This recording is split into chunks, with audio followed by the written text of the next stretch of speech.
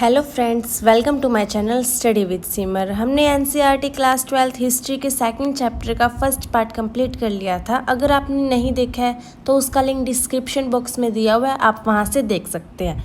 आज हम करेंगे चैप्टर सेकंड पार्ट 2, जिसका नाम है राजा, किसान और नगर। तो इसे हम अब स्टार्ट करते हैं।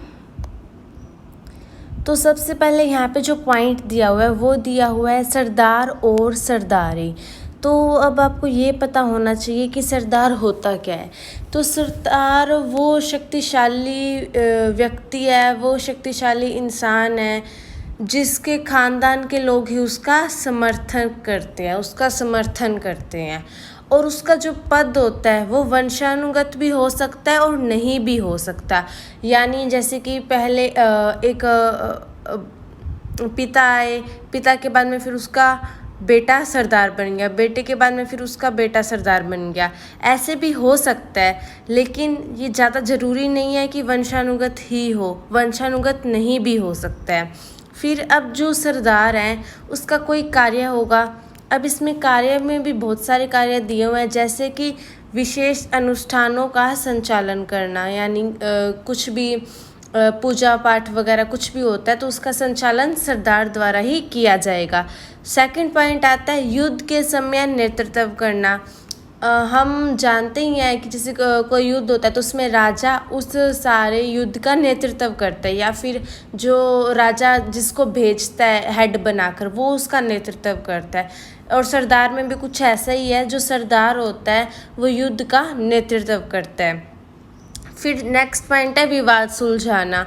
मतलब दो आदमी हैं या दो इंसान हैं, उनके बीच में झगड़ा हो गया किसी भी बात को लेकर, ज़मीन को लेकर या किसी को भी लेकर, तो उसका जो हल निकालेगा वो किसके द्वारा निकाला जाएगा? सरदार द्वारा निकाला जाएगा।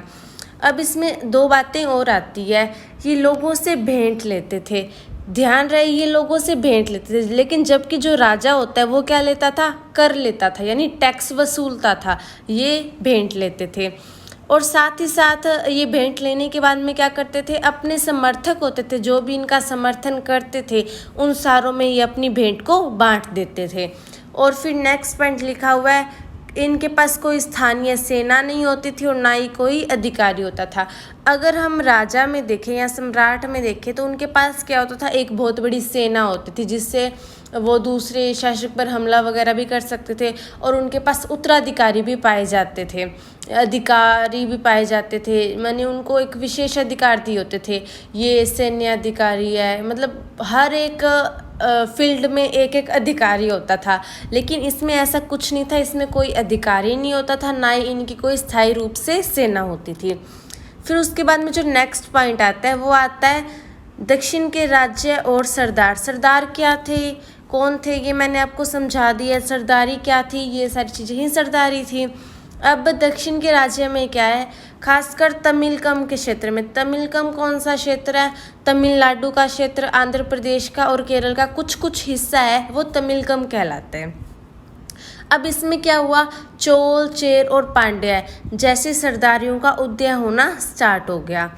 अब इसके बारे में हमें जानकारी किन चीज़ों से मिलती? जैसे कि मैंने आपको फर्स्ट वीडियो में बताया था, इस पार्ट की फर्स्ट वीडियो में, कि हमें मौर्य साम्राज्य के बारे में जानकारी इन ग्रंथों से, इन पुस्तकों से मिलती है। जैसे मौर्य साम्राज्य में बताया था मैंने, मैक्सथनीज की इंडिका से मिलती है, अर्थशास्त्र से मिलती है और कुछ अभिलेखों से भी इसके बारे में जानकारी मिलती है। उसी तरह से जो दक्षिण भारत के जो राजा है और जो सरदार है, इनके बारे में भी जो हमें जानकारी मिलती है वो तमिल के ग्रंथों से हमें जानकारी मिलती है। फिर इसी में ही पॉइंट आता है पांड्य सरदार को दी जाने वाली भेंट। ये आपके टेक्स्ट बुक में पीछे क्वेश्चन है, इस कारण से मैंने ये इसमें ऐड किया है कि पांड्य सरदार को कौन कौन सी भेंट दी जाती थी।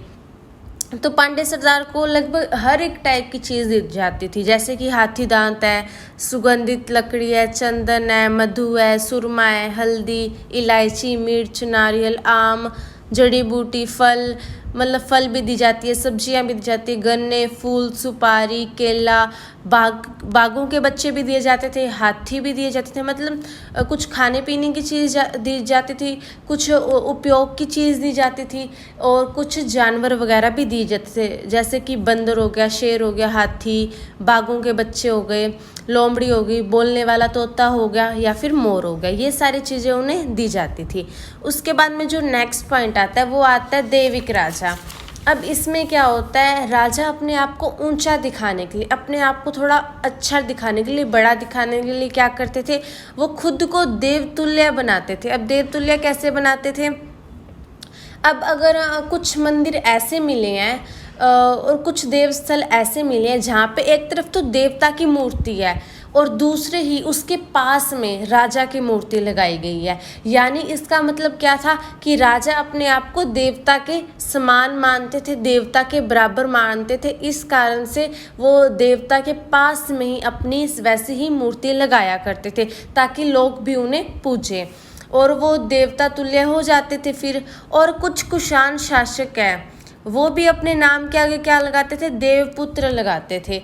अब जो ये सारी चीज़ें लगाया करते थे, यानी खुद क्या मतलब एक टाइप से देवता का पुत्र मानना, देवता द्वारा शक्तियाँ हैं वो राजा को दी जाती है, मतलब ऐसा सब कुछ ये कहा करते थे। और चौथी शताब्दी ईसा पूर्व में क्या हुआ, गुप्त साम्राज्य के साथ साथ कई बड़े साम्राज्य भी मिले हैं। अब इन साम्राज्यों में ये जो साम्राज्य थे सामंतों पर निर्भर होते थे।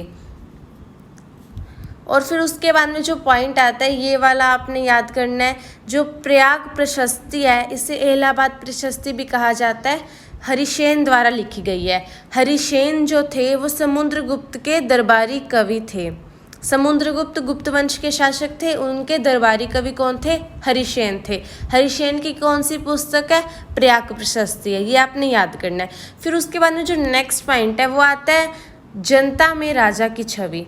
अब हमने देखा कि जो राजा के बारे में, प्रशासन के बारे में हमें किससे जानकारी मिलती है, अभिलेखों से मिलती है या फिर कोई ग्रंथ वगैरह है उससे हमें जानकारी मिल जाती है। लेकिन जनता की राजा के बारे में क्या सोच थी इसके बारे में हमें बहुत कम जानकारी मिलती है।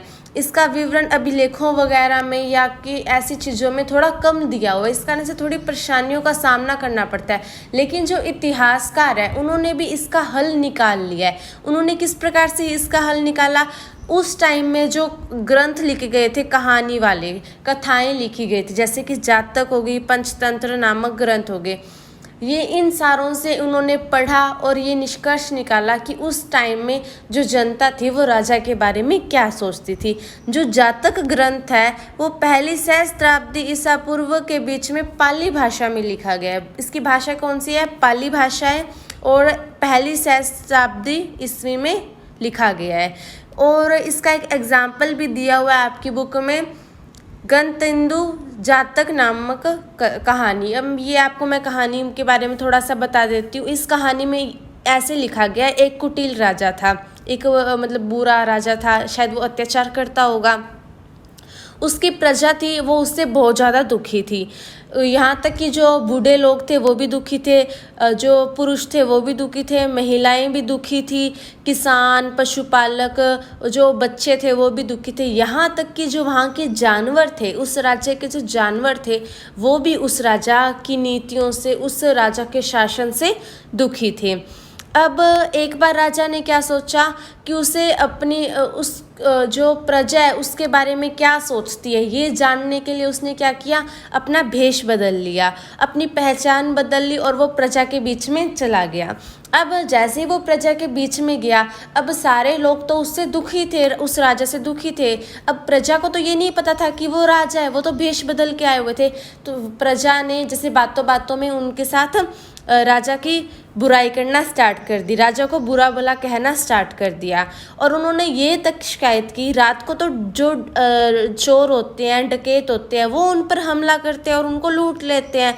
और दिन के टाइम में क्या होता है, राजा के जो अधिकारी हैं वो हमसे कर इकट्ठा करते हैं और दिन में वो हमें लूट लेते हैं। इस कारण से क्या होता था, बहुत सारे गांव के जो लोग थे इस परेशानी से बचने के लिए उन्होंने क्या उपाय ढूंढा कि वो जंगल में जाकर बस गए, वहाँ पे उन्हें कोई टैक्स ही नहीं देना पड़ेगा इसलिए।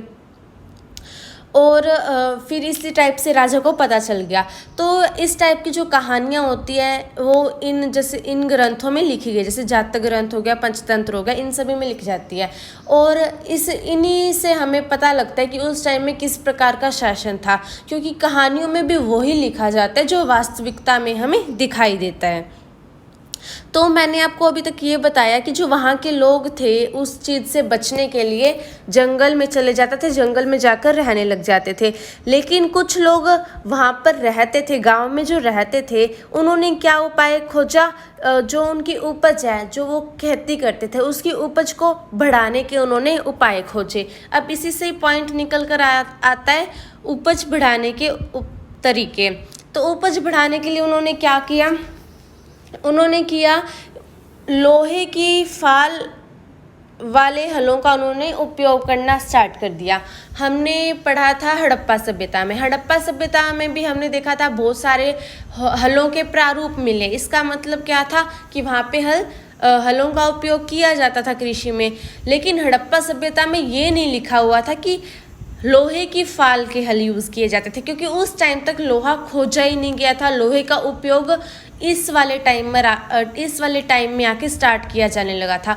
उस वाले टाइम में लोहा था ही नहीं, मतलब था तो सही लेकिन उपयोग वगैरह में नहीं लाया जाता था, उसका यूज़ नहीं पता था और अभी तक खोजा भी नहीं गया था। इस कारण से वहाँ पे अगर आप फर्स्ट चैप्टर में देखते हैं हड़प्पा सभ्यता में, उसमें तांबा लिखा हुआ है खासकर धातुओं में। लेकिन इस टाइम में क्या होता है, लोहे का उपयोग करना स्टार्ट हो जाता है। इस कारण से यहाँ पे लोहे की फाल वाले हलों का यूज़ होने लगा। और साथ ही साथ जो गंगा घाटी का क्षेत्र है उसमें धान की रोपाई की जाने लगी, जिस कारण से जो उनकी उपज थी उसमें भी वृद्धि होने लग गई। और जो पर्वतीय क्षेत्र है वहाँ पे तो हलों का यूज़ नहीं हो पाता, इस कारण से उन्होंने क्या किया, वहाँ पे उन्होंने कुदाल का यूज़ करना स्टार्ट कर दिया। और साथ में सिंचाई के जो तरीके थे उनमें भी उन्होंने क्या की, वृद्धि की। जैसे सिंचाई उन्होंने कुओं से करना स्टार्ट कर दी, तालाब से, नहरों का निर्माण होने लग गया। इस मतलब अलग अलग तरीके से वो सिंचाई करने लगे ताकि उनकी फसल अच्छी होने लग जाए। फिर उसके बाद में जो नेक्स्ट पॉइंट आता है इसी में ही है ग्रामीण समाज में विभिन्नताएं। अब हमने यहाँ पे पढ़ा कि इतने ज़्यादा उन्होंने उपज बढ़ाने के तरीके अपनाए थे, तरीके उन्होंने यूज़ किए थे, लेकिन फिर भी क्या होता, इन सभी लोगों में असमानता पाई जाती थी। असमानता किस कारण से होती है, जब एक व्यक्ति बहुत ज़्यादा अमीर होगा और दूसरा व्यक्ति बहुत ज़्यादा गरीब होगा तो उनमें जो गैप होगा, इस कारण से लोगों में भेदभाव और असमानता की स्थिति उत्पन्न होती है, असमानता की स्थिति होना स्टार्ट हो जाती है। तो ऐसा ही कुछ यहाँ पे था। और हमें बौद्ध ग्रंथों से भी पता चलता है, कुछ श्रमिक थे और कुछ छोटे किसान थे और कुछ जिम्मेदार थे। यानी श्रमिक थोड़े मतलब गरीब टाइप के, छोटे किसान मीडियम, और फिर जो बड़े जिम्मेदार थे वो अमीर हो गए। मतलब इनमें भी ये जो अमीरी गरीबी का लेवल है वो पाया जाता था। और पाली भाषा में गृहपति का प्रयोग छोटे किसानों के लिए और जिम्मेदारों के लिए किया गया है। गृहपति वैसे क्या होता है ये भी मैं आपको बताऊंगी, ये एक क्वेश्चन भी आया हुआ है एक बार। और एक बार आप इतना समझ लिए कि गृहपति का यूज़ किस लिए किया जाता था, किसानों और जिम्मेदारों के लिए भी इसका यूज़ किया जाता था। और जो बड़े बड़े जिम्मेदार थे, ग्राम प्रधान थे, वो सबसे ज़्यादा शक्तिशाली माने जाते थे उस टाइम में। फिर उसके बाद में जो नेक्स्ट पॉइंट आता है वो आता है गृहपति। अब गृहपति कौन था, अगर हम साधारण भाषा में कहें तो गृहपति कौन था, घर का मुखिया गृहपति कहलाता था। अब घर में रहने वाले जितने भी लोग थे उन पर वो नियंत्रण रखता था, उन पर उसका नियंत्रण रहता था। और जो घर की भूमि थी और साथ में जो उनके घर के जानवर थे, जैसे गाय भैंस जो भी हो गई, और जो भी घर की चीज़ें थी, उन सारों का मालिक कौन था, ये गृहपति था, यानी घर का मुखिया उन सभी चीज़ों का मालिक था। और साथ ही साथ में कभी कभी इस शब्द का यूज़ किस लिए किया जाता था, जो नगर है उसमें रहने वाले व्यापारियों के लिए भी गृहपति का यूज़ किया जाता था, गृहपति शब्द का यूज़ किया जाता था। और फिर उसके बाद में जो नेक्स्ट पॉइंट आता है वो आता है भूमिदान। भूमिदान दो शब्दों से मिलकर बना, एक है भूमि यानी कि ज़मीन, दान मतलब दान देना, यानी ज़मीन का कुछ भाग दान देना भूमिदान कहलाएगा। ये नॉर्मल शब्द है, आपने सुना भी होगा।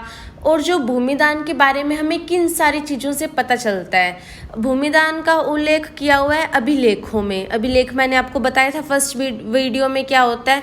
तो जो भूमिदान है यानी जो अभिलेख है उसमें बताया गया है कि इस व्यक्ति ने इसको इतनी भूमि दान की, तो इस टाइप से हमें पता लग जाता है कि उस टाइम में भी भूमि दान का प्रचलन पाया जाता था। और जो भूमि दान है वो धार्मिक संस्था को की जाती थी या फिर ब्राह्मण को की जाती थी। यानी आज के टाइम में भी हम ब्राह्मणों या फिर कोई संस्था है उसे ही दान करते हैं। इसी टाइप से पहले वाले टाइम में भी जो भूमि दान की जाती थी वो किसी धार्मिक संस्था को की जाती थी या फिर ब्राह्मणों को दान की जाती थी।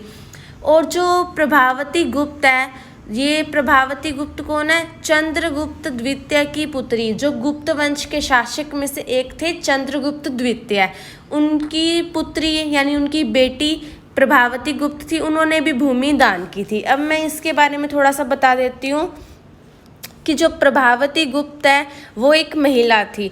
और जो संस्कृत धर्मशास्त्र है उसके अनुसार क्या होता है, जो महिलाओं को भूमि की संपत्ति का अधिकार प्राप्त करने की कोई स्वतंत्रता नहीं थी, यानी जो भूमि महिलाओं के नाम नहीं हो सकती थी उस टाइम में।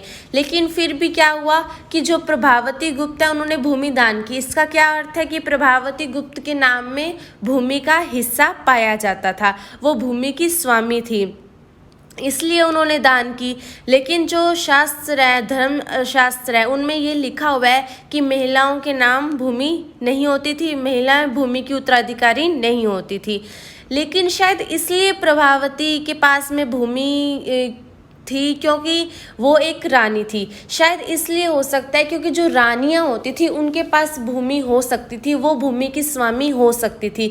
या फिर ये भी हो सकता है कि जो धर्मशास्त्र के जो नियम होते थे वो अलग अलग व्यक्ति पर अलग अलग तरह से लागू होते थे, यानी उस व्यक्ति का लेवल को देखा जाता था, यानी लेवल जितना ऊंचा है उस पे जो नियम होंगे वो उतने ही कम लागू होंगे, शायद उस टाइम में ऐसा माना जाता होगा। इसलिए जो प्रभावती थी वो भूमि की स्वामी थी।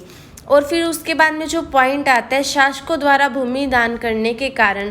अब भूमि दान क्यों की जाती थी, इसके कारण इतिहासकार अलग अलग मानते हैं। कुछ इतिहासकार तो कहते हैं शासक वंश होता है वो कृषि के नए क्षेत्रों को बढ़ाने के लिए, प्रोत्साहित करने की रणनीति के लिए भूमि को दान किया करता था। कुछ इतिहासकार तो ये कहते हैं कि जो शासक था, सम्राट था, राजा था, वो भूमि को इसलिए दान करता था ताकि कृषि को प्रोत्साहन मिले और उपज है वो बढ़ जाए।